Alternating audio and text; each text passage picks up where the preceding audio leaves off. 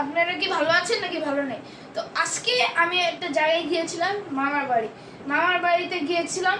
তো আজকে মামার বাড়িতে আমি কি কি করলাম সেটা আজকে আমি আপনাদের বলবো। প্রথমে আমি মামার বাসায় কিভাবে গেলাম। আজকে শুক্রবারে আমরা হলাম জুমার নামাজ পড়তে গিয়েছিলাম। জুমার নামাজ পড়ে ডিরেক্টলি আমাদের বাসায় এসে কিন্তু আমরা ডিরেক্টলি আমাদের মামার বাসায় চলে গিয়েছি। তারপর আমরা কি কি করেছি সেটা এখন আমার একটা নিউ গেস্ট এসেছে, সের নাম হলো ইনেয়া জারদাস। ইনেয়া জারদাস আজকে বলবে আমরা কি কি করেছি মামার বাড়িতে। আমার রোজ পুরো অনেক জিনিস খাইছিল আর অনেক টেস্টিও, কিন্তু আমার বেশি তো খাইছি, বেশি টেস্টি অনেক টেস্টি মানে আমার হলো খাইছি অনেক, মানে টিটি খাইছি, দুরমার সময় ভাইয়া খাইছি আর আমি খাইছি।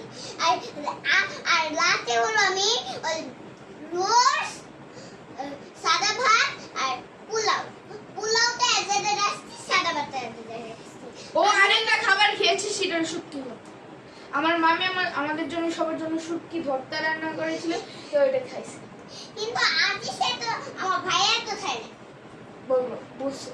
হ্যাঁ, আমার ভাইয়া একটু বেশি খাইছে, কিন্তু আমি তো আরেকটু বেশি খাইছি। আচ্ছা, আপনারা জানেন আমি রোজ পোলাও খাই, কিন্তু আমার ভাইয়ের দুটো মাংস খাইছে। এখনো মা আবার রাতের আমি খাইছিলাম কি রোজ আর হলো শুটকি ভর্তা। হ্যাঁ, আমি একটা কথা বলতে চাই, যখনই আমি মামার বাড়িতে যাই, হ্যাঁ, তখন সবসময় কাবাব রান্না করে। কিন্তু আজকে আমার ছোট কাজিনের মুসলমানির আয়োজন করেছিল। তো ওই মুসলমানের আয়োজনের যে আয়োজনটা করে, হ্যাঁ, সে আয়োজনটার